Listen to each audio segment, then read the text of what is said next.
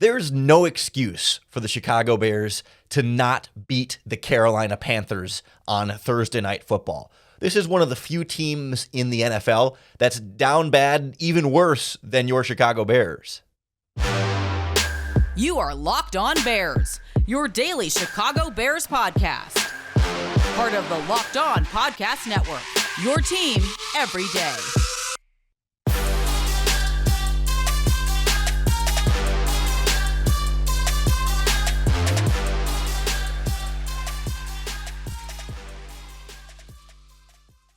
Welcome into this crossover Thursday Locked On Bears, Locked On Panthers podcast. I'm Lauren Cox from Locked On Bears alongside Julian Council from Locked On Panthers, getting ready for this fun Thursday night matchup between two of the top teams in the NFL, two powerhouses going head to head in prime time. Our crossover Thursday podcast is brought to you by PrizePicks, the easiest and most exciting way to play daily fantasy sports. Go to prizepicks.com/LockedOnNFL and use our promo code Locked On NFL for a first deposit match up to $100. Julian, I imagine for you, some of the big storylines coming in this game is around the injury report. It seems like the Panthers are pretty decimated right now, and honestly, the Chicago Bears are as healthy as they've been all season. Yeah, it's not great, Lauren. It's been a problem all season long as far as Carolina Panthers and the injury report. They've had guys like Jase Horn, who's been out since the second quarter of week one game against the Falcons with a hamstring injury. Not quite sure when he's going to return. Shaq Thompson, they're little in the middle at linebacker. He's out for the rest of the season with a broken leg. And now Brian Burns, who's been their best defensive player this season and their best player the last couple of years. Really, he's the best player on the roster right now after trading away DJ Moore, who's now there in Chicago, and Christian McCaffrey. He's going to miss the game because he's in concussion protocol. Frank Reich came out on Monday and just let us know that, hey, he's not going to play. It's way too soon for him to play. Even if he was able to get out of protocol, he said he unlikely would even play him in the first place. CJ Henderson, who's been starting at one of the corner spots while JC Horn's been out, he's also in concussion protocol, so he's not going to play. Laviska Shenault's going to miss his third game in a row with an ankle injury after he got rolled up on in Miami right before the bye. Stephon Sullivan, who's the Panthers' like fourth or fifth tight end, who started the season on IR, is going to be out with a shoulder. So that means that the Panthers are going to have to go out there and play guys like Jordan Matthews. You remember him? He used to play as a wide receiver in Philadelphia and other stops. He's now a tight end here in Carolina because he's going to have to play now after being signed earlier this week. They're going to have to play a guy in DiCaprio Boodle, who actually was pretty good this last weekend against the Colts. He's going to be probably one of their starting corners. Alex Coker, they signed off with the Giants practice squad about 2 weeks ago. He's going to be probably back out there at safety unless Von Bell or Xavier Woods, one of those guys are healthy, because right now both of them are questionable. Bell with quad, Woods with thigh. So interesting to see what happens there. With Burns out, Marquise Haynes, he's one of 13 players currently on IR, but he has been designated to return, and he's currently questionable going to the game on Thursday night. So it's possible that he plays. If he doesn't, we're probably looking at DJ Johnson, a third-round rookie, and Eku Leota, who is an undrafted free agent out of Auburn, as your starting outside linebackers for the Panthers on Thursday night against the Bears. So, yeah, the injury report, it ain't great, man. It's been a season-long issue, and it's only getting worse as we enter into this Week 10 matchup. Yeah, I mean this in the most respectful way possible, but like with all these injuries, like as the roster that's going to take the field on Thursday, where would you point to a strength on the Panthers team? Oh, man. If the safeties are good to go, then I guess safety would be a strength if you get Von Bell and Xavier Woods back. And the Panthers haven't had those two guys healthy on the field together since week 3 in Seattle, when Woods went down with a hamstring, then missed 3 straight games. And now Bell's missed the last 3 games. Maybe he's going to play on Thursday. Like, that would be the strength if those two guys are healthy. Because you look at the rest of the position group, like DJ Chark at wide receiver hasn't been great anyways. He's doubtful, so I wouldn't expect him to play. And outside of Adam Thielen, there hasn't been a ton of production at the wide receiver unit. And one of the reasons why Panther fans wish DJ Moore is still here in Carolina. A tight end, you have 3 of your 5 tight ends on IR, and you're asking a former wide receiver who has not played a snap in the NFL this year to play tight end for you on Thursday night. So, yeah, I think the strength of the team would then be safety if you get Von Bell and Xavier Woods back out there. Maybe the kicker, Eddie Pinheiro, who y'all are familiar with. He's been pretty good in Carolina. It might be the kickers, Eddie Pinheiro and Johnny Hecker.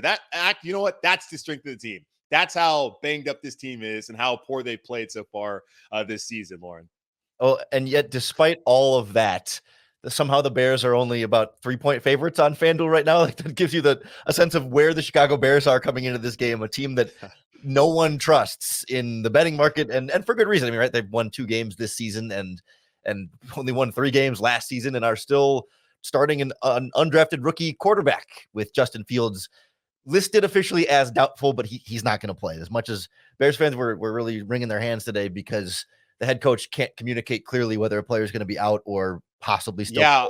What is that? Because I saw that they say Tyson Bagent's going to start, but Justin is doubtful. Okay, well, if Justin Fields is available to play, you would think he would play, considering how important the season is for Justin Fields in Chicago, and that you wouldn't roll out Bagent after a 3-pick day. Unless Bears fans I don't know if Bear fans ever believe this, but I know there's a whole week-long lead up to that Thursday night or that Sunday night football game that Tyson Bagent was going to be the next one, the savior in Chicago. And Chris Collinsworth talked about it all night long. Had to turn that game on mute, man. I don't know how y'all made it through that week. There was a lot of upset people about that broadcast. Yeah, the any whispers of a quarterback controversy in Chicago ended in this last game against the Saints because Bagent threw 2 interceptions in the fourth quarter and also fumbled in the fourth quarter and finished the game with 4 total turnovers from him, 5 as a team. DJ Moore actually fumbled in that game, which was a really big surprise. So they couldn't stop turning the ball over, and I think that was kind of the point where it was like, okay, Bagent's good. Like there's something there. He can be a high-end backup for you with some upside for sure, but like the campaign for him to maybe be a starter kind of slowed down quite a bit at that point. But in terms of the Justin Fields situation, head coach comes out, starts the press conference and says, Justin Fields has not been medically cleared to play yet, so Tyson Bagent's going to start against the Panthers. So then one of the media members says, okay, so Justin Fields is out for this game? And he said, yes. And he goes, okay, so why is he listed as doubtful on the injury report? And the head coach said, well, he's still working through stuff and he's going to do some warm-ups in the pregame and see how things go. And so is there a chance he could play on Thursday? Well, no, he's not medically cleared yet. He can't play until he's been medically cleared. Like he's just going back and forth on, well, he's doubtful, but he's not going to play, but they're still going to keep trying to maybe play him, but he's not going to play. Like we can lay that to rest. The head coach is not very good at clearly communicating what's happening with his team, which is just sort of the surface of all the other. You're telling me the same guy who for 3 minutes took straight questions about Chase Claypool and whether he would ever play for the Bears again, and he wouldn't really give an answer. You tell me that guy can't communicate clearly?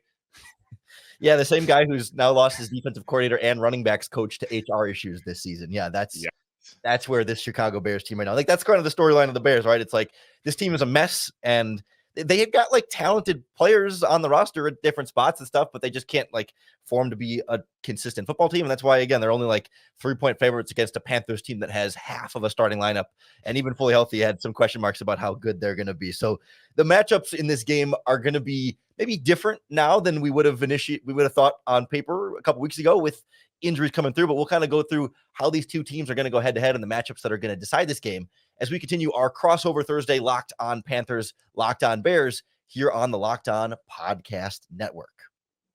Our crossover Thursday podcast is brought to you by our friends at DoorDash. Whether you're in Carolina or Chicago or anywhere across the country listening in, DoorDash is going to be a great way to get food delivered right to your door, whether it's groceries, which is a super handy way to get groceries brought in. Don't have to go to the grocery store right before kickoff on game day and deal with the zoo there and get your groceries brought right to your door. Kickoff, halftime, after the game, you name it. DoorDash will bring them by, but it's also a great way to patronize local restaurants in your community. Certainly getting deep dish pizza delivered right to your door in Chicago, whether it's Rosati's or Luminati's, you name it, they're all on DoorDash, and I'm sure you can find local favorites in your area too. And with our partnership here in the Locked On Podcast Network, we're going to save you some money on that food. Get up to 50% off, a $10 value when you spend $15 or more on your first order when you download the DoorDash app and enter in our promo code LOCKED23. That's subject to change. Terms apply. Just don't forget that promo code LOCKED23 for 50% off up to a $10 value on your first order when you download the DoorDash app and spend $15 or more. All right, Julian, as we continue our crossover Thursday, Locked On Bears, Locked On Panthers, let's get into some of the big key matchups in this game, some of the most important matchups. Again, it's kind of sort of like piecing together who's going to actually play for the Panthers on this back end. And so I imagine there's a few spots where you're concerned about backups in there. I don't know. Is there one that jumps out at you at the top of the list? Yeah, I mean, the back end is going to be interesting. We talk about storylines. Of course, the Panthers are banged up, but the big storyline I really feel like going into this game is Let's go back to March 10th, the trade the Carolina Panthers made with Chicago to move up to number one, and that allowed them to get Bryce Young.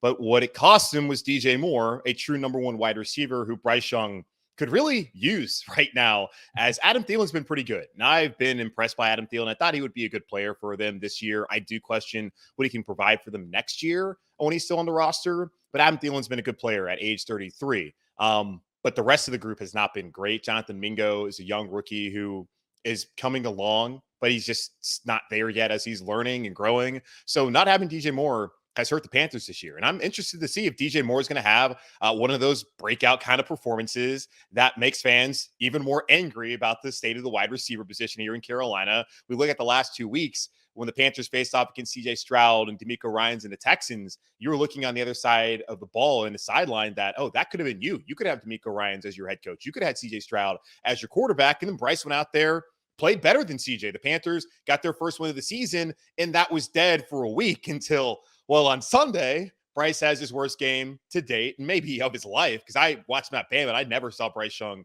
have as bad of a performance as he had on Sunday afternoon in that loss against the Colts. But then CJ Stroud's out there breaking records, which is just insane. The Panthers, you go back 12 years ago when they had Cam Newton. Cam Newton was the one who was setting the rookie passing record for a single game yardage. So you remember the times where you had that guy who you really believed in and how the hype around the city and that quarterback was. And right now, you don't really have that case. So it's only going to be worse. Now, it's still possible for Bryce, but right now people are pretty down on the whole organization after watching that on Sunday, with understanding that, hey, Bryce is still young. He can still get out of this. But if DJ Moore goes out there and has a big game on Thursday night, that's going to upset the fan base even more than they already are at 1-7. So I'm looking at Dante Jackson, who's had his ups and downs, to see how he's able to perform against his former teammate. DiCaprio Boodle, I've mentioned Troy Hill. Those are going to be some other guys either playing in a nickel or playing at the other cornerback spot. If Alex Cook, who has to step in there at safety again, we'll see. Hopefully it's Von Bell and Xavier Woods there. But absolutely the back end, I want to see how they're able to hold up against DJ Moore. And if they're going to give up any big passing plays to a Tyson Bagent player who you believe has some sort of upside, but it's still somebody who's turnover prone, as we've seen, and someone that the Panthers should be able to have success against potentially. So we'll see how that goes. But I'm definitely looking at DJ Moore and seeing if he's going to have a quote unquote revenge game against the Carolina Panthers on Thursday night. Yeah, it's been interesting since Tyson Bagent has taken over. DJ Moore hasn't been as productive, and certainly there was a slow start for him. But like, he and Fields spent, I mean, from the moment that there was the trade, they worked out together in the offseason, and then, in like mini camps and even the voluntary stuff, they got together and worked separately. And then training camp, like DJ Moore and Justin Fields spent hours and hours and hours really trying to speed up that connection and that delivery. And they had some big games early on in the season, but Tyson Bagent was the fourth string quarterback throughout the entire offseason. So he was never really thrown to DJ Moore at practice. He was behind PJ Walker, now of the Cleveland Browns, and then Nathan Peterman was ahead of him through that process as well. And so we haven't seen quite the same connection between those two yet. Like the last 4 games, DJ Moore has essentially got, 4 or 5 catches for about 50-ish yards a game over that span, which is not bad, right? He's not non-existent. He's just not taking over and dominating as a number one wide receiver, in some part because Tyson Bagent has some limitations as a quarterback and still learning how to do all that stuff. So, we're sort of waiting for those two to really have that breakout game working together. And maybe the revenge game situation against the Panthers is an opportunity to do so, especially against a banged up secondary, where I got to say DiCaprio Boodle might be the most fun name to say on the podcast. I spent like 3 minutes yesterday laughing about it on the show. Like, it's like the Key and Peele sketch, where they're doing the college football all-star game names. Like, yeah, DiCaprio Boodle is just, it's perfect. It really is a fun name. He's been a good player for them, and that's the surprise, because he was somebody, God, I'm trying to remember, because there's been so many transactions because of all these injuries. I'm trying to remember when they brought him in. I think it was probably like week 1 or 2. When he came in, the team website, they spelled his name as Booty. Like, there was no L. It was IE. So I was on the podcast saying, DiCaprio Booty, is now a player on the Carolina Panthers. Then they went back there and fixed it, because I had never heard of him, but he was actually pretty good for the Panthers on Sunday. Made a couple of pass breakups, and Frank Reich on Monday came out and said, yeah, he was good for us, both him and Alex Cook. And that's been a positive kind of development for the Panthers, as they have been banged up. They've seen some of the depth play out, and that's been certainly a major concern over the last couple of seasons. So yeah, it's been fun to say his name, and maybe we'll be able to say his name more after the game on Thursday. Yeah, I think the other matchup in there that I'm really excited about is one of the few healthy guys that you're fired up about is Derek Brown on that defensive line, going up against the Bears right guard, Tevin Jenkins. I know they play Brown a little bit more on the left side of the defense, so kind of over the right side of the offensive line. And like Tevin Jenkins has been the strongest of the Bears offensive linemen this season. Last week, he was the highest graded offensive lineman by PFF of any player in the league in week 9 and is really settling in nicely at that right guard spot. He's a butt kicker. He's physical. He moves well. Like he's playing some really high level football right now on an offensive line that generally has struggled, but is getting better. It seems as they settle in a little bit more week to week, but he's definitely like the strongest spot on that line and going up against generally the strongest spot on that Panthers defensive line. They'd be wise to play Brown more on the other side and go up against the Bears left guard, Cody Whitehair, who's struggled quite a bit this season. But I want to see those two. To me, I said it's going to be like, like those old King Kong movies or like King Kong versus Godzilla, where those guys are just going to clash. And there's going to be that like sound waves that bounce off of it every time those two hit, and you're going to hear it on the broadcast. Yeah, and Derek Brown's been an important player for them. I thought he was great on Sunday, even in that loss. So the Panthers, for the first time all year, were able to stop the run. They've given up 100-plus yards to every opponent each week until last week. And the Colts came in as a team that was top 10 in rushing yards in the NFL with Zach Moss and Jonathan Taylor, who's an excellent running back. And I look at what the Bears have. I know Deontay Foreman, he's had some weeks where he's been inactive. I know he's been the main back the last couple of weeks. He's a guy who was here last year who really helped turn things around for the Panthers offense that still right now, even with Thomas Brown calling plays, does not have an identity. But their identity last year when Steve Wilkes took over as the interim head coach was to run the football. And Derek Brown's going to need to be somebody who can be pretty stout in the middle of that defense. Because I would imagine after the 4-turnover day, the Bears, Luke Getsy, as a play caller, probably doesn't want to have Tyson Bagent with the ball in his hand too much. They probably don't want to have him leaning on him. Probably want to run the football a little bit, especially against a team that's been susceptible against the run all season long in Carolina. So yeah, Derek Brown, he's going to have to step up, I would think. And we're not even step up, just perform the way he's performed all season long because he's top 5 in the league among defensive tackles and tackles so far this season. So I expect that he'll be heavily involved. That will be an interesting matchup to see him in the interior against Tevin Jenkins. Yeah, it is a little bit of a mystery for us who's going to get the lion's share of the carries. Like, I agree, game plan-wise, run the ball as much as you can. The Bears' offensive line has been really good run blocking for the entirety of the season. They've been a good running team, but take as much of that pressure off of Bagent as possible. But their starter, Khalil Herbert, has been practicing this week in his 21-day injured reserve practice window, and he's listed as questionable on the injury report. The Bears, as we're recording this, just cut 2 players to create space to activate. They got 3 guys in that practice window. They currently have 2 roster spaces now to activate at least 2 of them. And they haven't said for sure that Khalil Herbert's going to be good to go, but presumably I think there's an expectation that he's going to be activated and play, but he hasn't played in 4 weeks. So they're not going to give him 25 carries as he's still trying to get his legs back under him. So how they shift that backfield balance in this game with Herbert and Foreman, when Herbert was healthy at the start of the season, like you said, Foreman was a healthy scratch, and we were kind of looking around going like, he's pretty good. They should be playing him. And of course they start playing him and he's pretty good. So it's going to be a rotation there for sure. It's just a matter of how much of that's Foreman, how much of that is Herbert. And they really like their rookie running back, Roshan Johnson, as well. But like, that's going to be the really key aspect of this game. If the Bears have to put it on Tyson Bagent's shoulders again, you're feeling a little bit less confident there as opposed to just being able to hand it off 30 times and let the running game really kind of carry the load. Yeah, no, absolutely. I mean, that's what the Panthers want to do is probably force Tyson Bagent to beat them, which he showed last week against the Saints defense that's better and has a really good secondary, mind you, as well, that it's possible to do it. And he's had his ups and downs so far. Good story in itself, but that's a guy who's a backup quarterback who is from a D2 school, a UDFA rookie. Like, that is somebody the Panthers need to be able to take advantage of and be able to win that matchup on Thursday. Yeah, so used to saying Sunday, right? Yeah, but no, I think that's going to be a key part of the keys to victory for these 2 teams. And we'll kind of go through, okay, what do the Panthers need to do to win? And what do the Bears need to do to win? And we'll have to give some score predictions as well as we continue our crossover Thursday podcast, Locked On Panthers, Locked On Bears, here on the Locked On Podcast Network, your team every day. Our Crossover Thursday podcast is brought to you by our friends at Jase Medical, the makers of the Jase case. And what's great about Jase is they're making sure that you've got all of your needed medications stocked and supplied for you across the board, just in case of an emergency, right? Sometimes there are supply chain shortages that make it harder to get, especially like some prescription medications and a lot of antibiotics can be a little bit tricky to keep in stock at all times. And so Jase is here to make sure that you've got what you need, whether it's a weather event or just, global economic forces, you will be covered with Jase because their Jase case can provide antibiotics or a long list of daily medications in a full year supply to make sure that you're ready to go. They even have ED generics for Cialis and Viagra as well. So you can go online right now at jasemedical.com to receive that 12-month supply of your daily medication. Just remember to use our promo code locked on at checkout for that discount as well. So if you want that peace of mind to get that medication locked down for you, go to jasemedical.com and see if it's offered for you. Remember that promo code LOCKEDON locked on for $20 off your purchase at jasemedical.com. All right, Julian, as we wrap up our crossover Thursday Locked On Bears, Locked On Panthers podcast, we started getting into it a little bit there.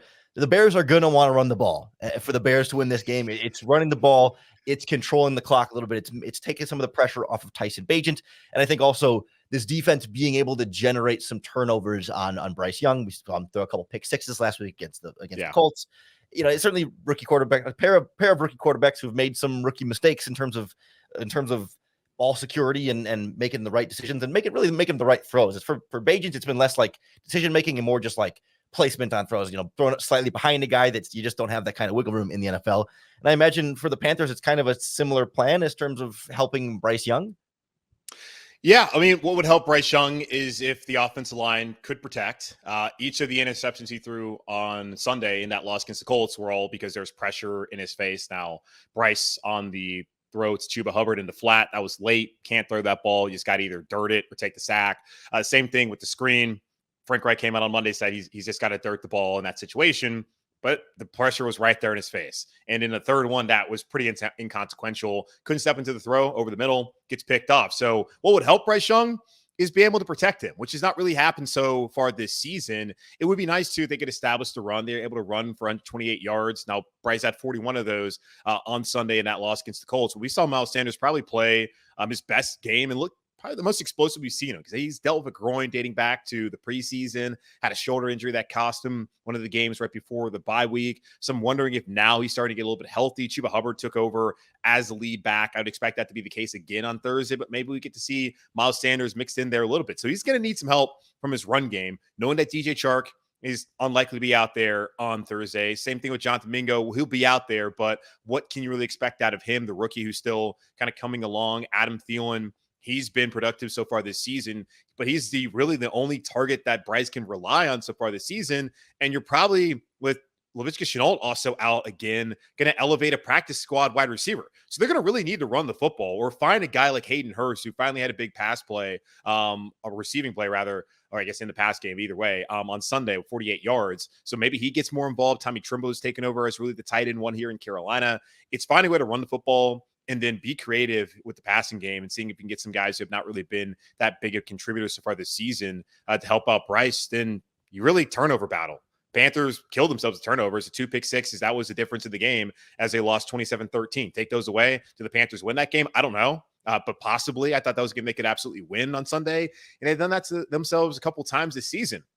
The Falcons, they gave him 17 points off of turnovers. You look at the Vikings game that they controlled into the third quarter where Bryce gets sacked, fumbles, Minnesota returns that for a touchdown. That ended up being the difference in the game. Knowing what Bagent just did, what he did against the Chargers as well, like he's probably going to give you 2, not 1, but 2 on Thursday. So can you convert that into points? Because the Panthers have really not done that so far this season. They have not played complimentary football, and they only have 7 takeaways, and I'm really only counting 6, as the 7th was last week a muff punt, which you got to catch that if you're the Colts returner. So really, they've only had 6 takeaways, and they haven't really turned those into a ton of points. I don't think they've turned a single takeaway into 6 points. So the Panthers need to do a better job when they get the turnovers, because it's going to happen, actually turning that into 6 points or in plus the extra point in the game. So that's really what they need to do. Find a way to be creative in passing game, get the run game going, and capitalize when they get the turnover, because it's going to happen. Yeah, I will say last week against the Saints, when Tyson Bagent turned it over, especially in that fourth quarter, this Bears defense was remarkable at not giving up points on those turnovers. Like the Saints points in that game were largely on drives that, either sometimes they had good field position just based on the field position battle, but like both of those fourth quarter, all 3 of his turnovers in the fourth quarter, the 2 interceptions and the fumble, did not lead to any Saints points on the other end. His first half interception, I think, led to a touchdown, but that was really it. Like for the most part, this Bears defense kind of came together and held firm after those turnovers and kept that game a lot closer than it probably should have been given the 5-0 turnover ratio in that one. But at the same time, the Bears defense has also struggled throughout the course of the season, have not done that consistently. So it's a matter of, will they be that defense or will they be the defense that struggled a little bit more early on? Like, they have not been able to rush the passer consistently all year. That's why they traded for Montez Sweat. Sweat's still learning the defense, right? He still doesn't know what all the play calls are. So they keep him out there for all the passing downs for sure, but he's not playing like the full load of starts or full load of snaps just yet. So like, there's a very real chance here that Bryce Young has some time to throw and that the Bears pass rush isn't able to disrupt him all that much. They've stopped the run really effectively all season long against pretty much every opponent. So I wouldn't expect the Panthers to get a lot going in that regard. But if Bryce Young has time to sit back there and throw, we know he's an accurate quarterback. He's a guy who makes good decisions. He can get rid of the ball quickly and make plays. Like, he's got that ability in him if you let him sit back there and throw. So I'm curious to see how much Matt Eberflus tries to maybe blitz a little bit more. He's not a blitz heavy guy by any means, but we've seen him go to it in a couple of games when he's needed to against, quarterbacks that they see as vulnerable. He did that against Brian Hoyer in that way, like guys that they think they can maybe get after a little bit, who, aren't going to slice and dice them the way like Justin Herbert or Patrick Mahomes did earlier this season. So, I mean, I can certainly see a path here where, it's a get right game for the Panthers, because the Bears have been that for a lot of the season. But I think the Bears are looking at this game as like the only one on their schedule that looks like an on paper winnable football game that you're like, yep, this one for sure. They are the favored team. I know right now on FanDuel, it is a 3-point Bears spread here. And then the over-under is set at 38.5 points. So we're expecting low scoring, maybe ugly football. Do you have a score that you want to attach in a prediction here? Well, I think this is going to be a quintessential Thursday night football game. Two teams that the entire nation has no reason to want to watch, other than there's only one game on that night. It's going to be gross. I think both teams are terrible. This is a game that if I didn't do this podcast, I wouldn't watch. I don't watch Thursday night football to begin with, because it's just it's on Amazon Prime. Like, you guys are hiding it from me. And most of these games aren't very good. I think last year, this is a game that I just stumbled upon because I was at a bar on a Thursday. It was the Bears versus the Commanders. And my understanding, that was a complete garbage football game. That is what I expect this game to be on Thursday night. A terrible football team between two terrible teams that are only linked because of a trade that people here in Carolina are looking back at and wondering, man, did we make the right decision as far as the guy that trade yielded? So I don't even think that there's no way they're getting the over. Hell, I don't even think they're getting over 17 points combined. I see something gross like 9-6 or 9-7. That's the kind of game I'm expecting. So Bears fans, Panther fans, you guys have lived through hell, so you guys, know it. But anyone out there in America who's watching this, and going, you're taking your time out of your night, going to Amazon Prime, which most of us even have anyways, to go watch this football game, seek help from BetterHelp. But I don't know why you would do that. I will say, this is the Bears' second Thursday night game this season, so we've already had to live this. And then, although the first one was a Bears victory over the Washington Commanders, they back-to-back seasons, they played the Commanders on Thursday Night Football early in the season. And that was the game Justin Fields put up 40 points. Now, this is not Justin Fields, and this is not the Commanders, so I'm not expecting another 40-20 type of Bears game. But I don't know. I think we'll get a little bit out of the cellar that you're talking down 9-6 is the perfectly ugly game that I'm dreading and hoping we don't see. So maybe I'm just wishful thinking.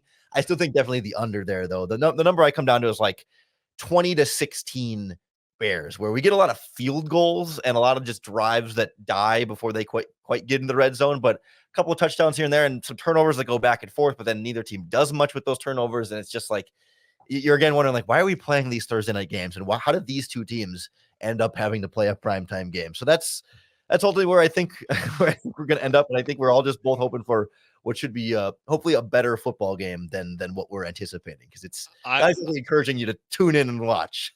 I'm hoping for a game that is a tidy 2 hours and 45 minutes. That's what I'm looking for. Let's just get in and get out, because it's going to be gross. And hopefully, hey, if this ends up, actually, you know what? I wouldn't even hate it, because I'll be an anarchist here. If these two teams are going to be as bad as they are, and if this game's going to be as gross as it potentially could be, let's get a tie. Let's see a tie on a Thursday night. Let's give the people what they want, which is not that. But I hope it will be more of a 2016 game, like you say, but I have a hard time seeing it. I don't know. Maybe that'll be the case. But I definitely could see Tyson Bagent throws the interception, and then, Panthers fumble, just trading off turnovers. That's the kind of game I'm expecting on the Thursday night. Let's see. That's how great things have been. This is what they've done to me. 1-7, going through another season of bad football and having to stay up until midnight to watch this. So, yeah, it's unfortunate. But hopefully it'll be a fun game. In my best Bane impression, you've merely adopted the darkness. I was born in it, raised by it. So welcome to the cellar. We'll clear a spot for you here at the bottom of the NFL. Julian, it's been a pleasure, and appreciate you making some time for us here on the crossover. Best of luck in this game, but also Bears fans are rooting for you guys to lose the rest of the season so that draft pick gets better and better. So you're not getting a lot of sympathy there, but hey, it's all in good fun. Only if you use it for Drake May and don't compare it to Mitch Trubisky. If you do that, then no, the Panthers should win out. But if the Panthers aren't good and you're going to use a first round pick on Drake May and not call him Mitch Trubisky, then fine. I'll be fine with that. Not really. That would suck because the Panthers could really use Drake May, maybe. But okay, fine. Best of luck to you, Bears. That's the offseason conversation I'm dreading, is the Drake May, Mitch Trubisky thing. So let's not. It's going to happen. But it's going to happen. It's going to happen.